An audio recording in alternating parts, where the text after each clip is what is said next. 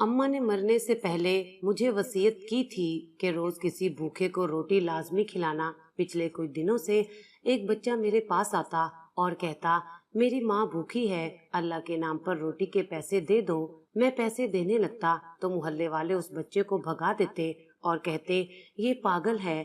फिर उस बच्चे की माँ माफी मांग जाती। एक दिन वो बच्चा कुत्ते के मुंह से रोटी खींचकर घर ले गया। मैं उसके पीछे गया तो मेरा कलेजा फट गया, क्योंकि वो बच्चा तो मेरी माँ को। मैंने आज 10 साल बाद पाकिस्तान में कदम रखा था। पहला कदम रखते ही मेरे जज्बात मेरे काबू में ना रहे और मेरी आंखों से आंसू निकलने लगे। अपना मुल्क चाहे जैसा भी हो, वो अपना ही होता है। जो आजादी अपने मुल्क में होती है वो दूसरे मुल्क में हरगिज नहीं मिल सकती। मुझे याद था कि आज से 10 साल पहले जब मैं सऊदीया जा रहा था, मेरे अम्मी और अब्बू दोनों मुझे यहाँ पर छोड़ने के लिए आए थे। वो वक्त किसी फिल्म की तरह मेरे दिमाग में चलने लगा था। अम्मी के अल्फाज थे, राशिद पुत्र, परदेस मत जा, अब तो हमारे घर के हालात काफी बेहतर हो गए हैं। तू यही कोई काम कर ले, मैं तेरी शादी भी कर दूंगी। घर में बहू आ जाएगी तो दोनों सास बहू सुख दुख बांट लिया करेंगे।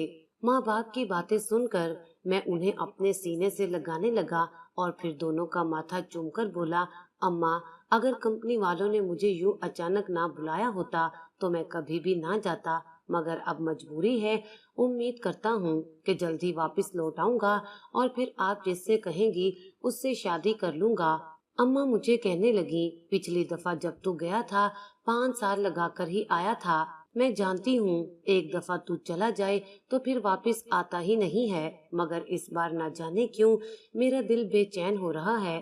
तू यही कोई नौकरी कर ले। मगर मैं अम्मा को सीने से लगाकर कहने लगा, अम्मा, मेरी वहाँ पर पक्की नौकरी लग चुकी है और अभी तुझे और अब्बा को हज भी तो करवाना है। इंशाअल्लाह अगली दफा आऊंगा तो शादी भी करूंगा और तुम दोनों को हज पर लेकर जाऊंगा।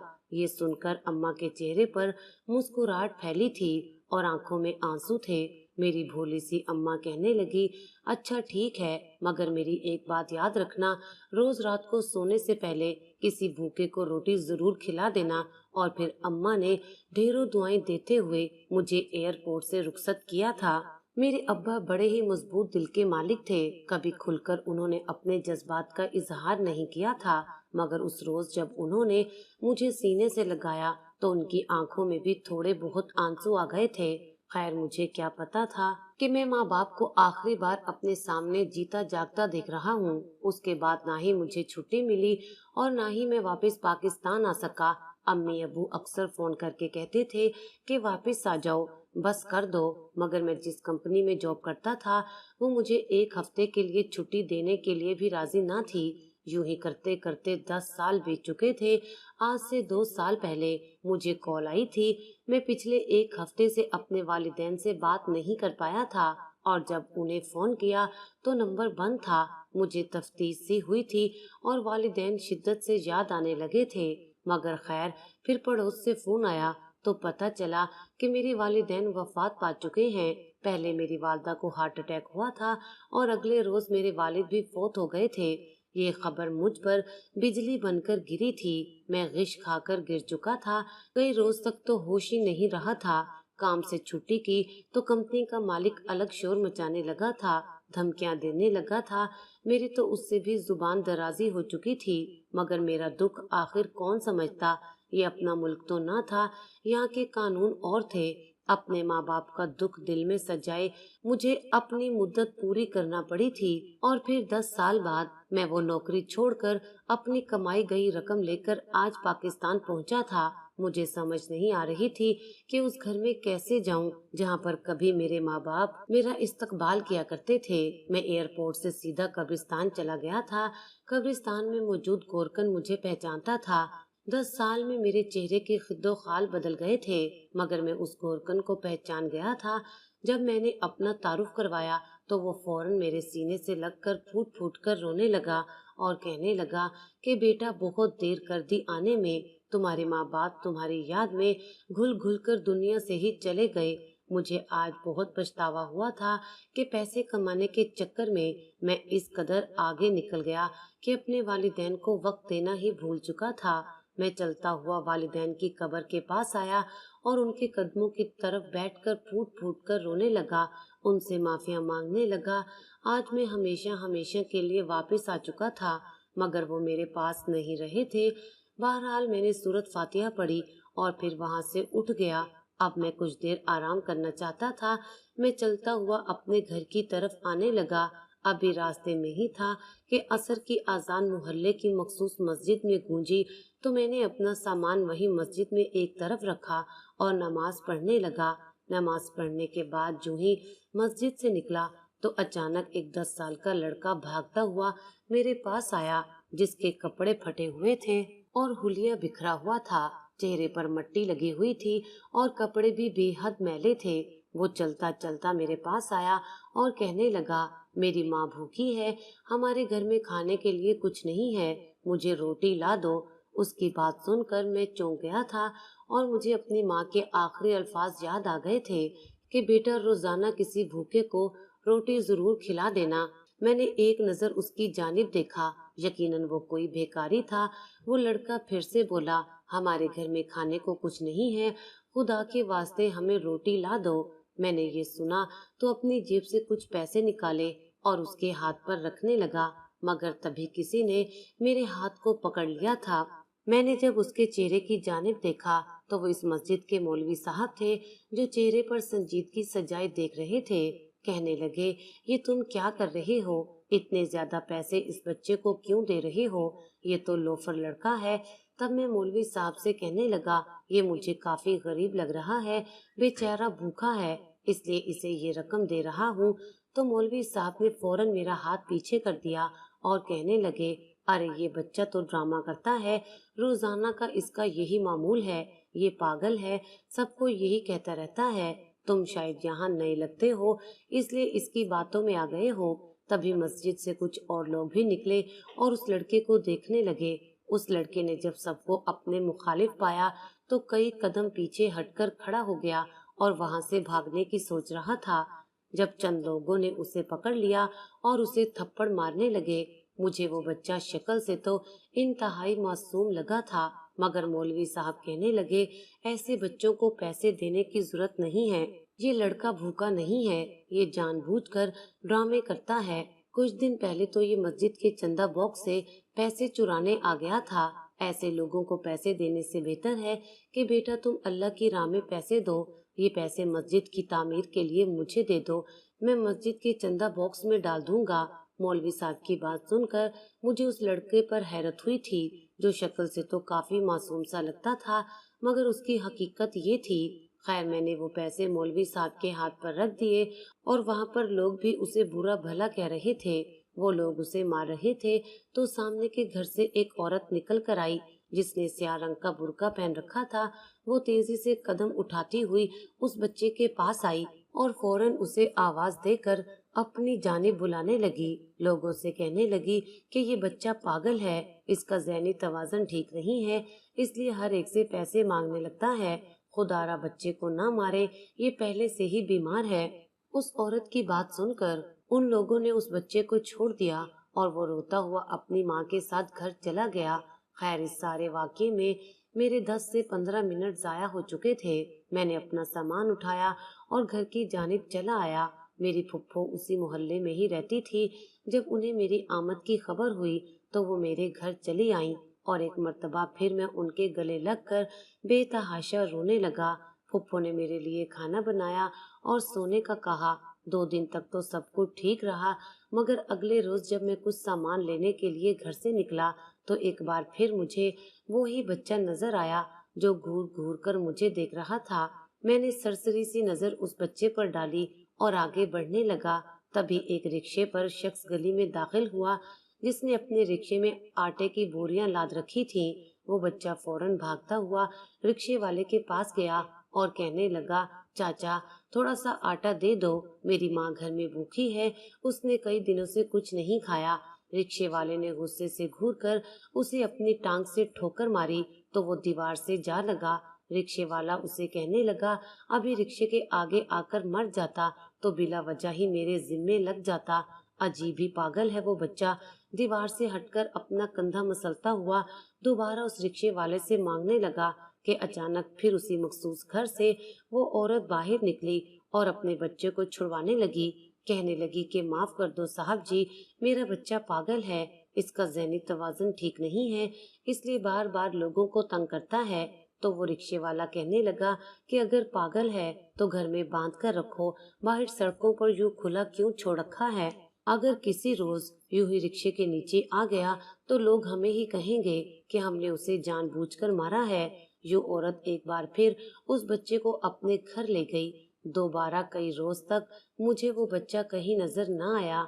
न जाने क्यों वो बच्चा बार बार मुझे अपनी जानिब खींच रहा था। एक अजीब सी कशिश थी जो उस बच्चे में मुझे दिखाई देती थी। ऐसा लगता था जैसे वो सच में भूखा और गरीब हो, मगर ये मोहल्ले वाले आखिर क्यों उसे मारकर भगा दिया करते थे। और फिर उसकी माँ भी उसे पागल कहकर वहां से ले जाया करती थी। एक रोज मैं उन्हीं सोचों में गुम था कि तभी मुझे बाहर से शोर शराबे की आवाज आने लगी। हमारे घर के कुछ फासले पर ही मस्जिद मौजूद थी और कई लोग मस्जिद के बाहर इकट्ठे खड़े थे। मैं अपने घर से बाहर निकलकर हजूम के पास गया और कहने लगा कि आखिर क्या मसला हुआ है, यहाँ भीड़ क्यों इकट्ठी है। वो लोग कहने लगे कि देखो भाई, खुदा गारत करे ऐसे लोगों को। लोग तो अब खुदा के घर से चोरी करने से भी बाज नहीं आते। देखो भाई, मस्जिद में रखे चंदे वाले बॉक्स से सारे पैसे ही गायब हैं। हालांकि जो भी मस्जिद में आता है, खासकर जुमेरात को, तो लाजमी कुछ न कुछ पैसे इस बॉक्स में डालता है। हर महीने की आखिरी तारीख को इस चंदा बॉक्स को सबके सामने खोला जाता है और फिर जो भी पैसे हों उन्हें मस्जिद के लिए इस्तेमाल किया जाता है। मगर आज जब चंदा बॉक्स खोला गया तो उसमें 1 रुपया भी मौजूद न था और चंदा बॉक्स भी नीचे से टूटा हुआ है। ये तो वाकई सोचने वाली बात थी। मगर तभी मस्जिद के मौलवी साहब बाहर आए और कहने लगे, ये उसी चोर लड़के का काम है, वही बच्चा जो पैसों के लिए हर तरफ फिरता रहता है। इतना सुनना था कि सभी मोहल्ले वाले उसी लड़के को लान तान करने लगे कि यकीनन उसी ने ही मस्जिद में ये कार्रवाई की होगी। सभी लोग उसके घर के बाहर इकट्ठे हो गए और उसे बाहर आने की सदाएं देने लगे। बहुत देर तक जब अंदर से कोई आवाज न आई तो वो मजीद गुस्से में आ गए और दरवाजा खटखटाने लगे और गुस्से से बोले कि ए लड़के, बाहर आओ, वरना हम ये दरवाजा तोड़कर अंदर दाखिल हो जाएंगे।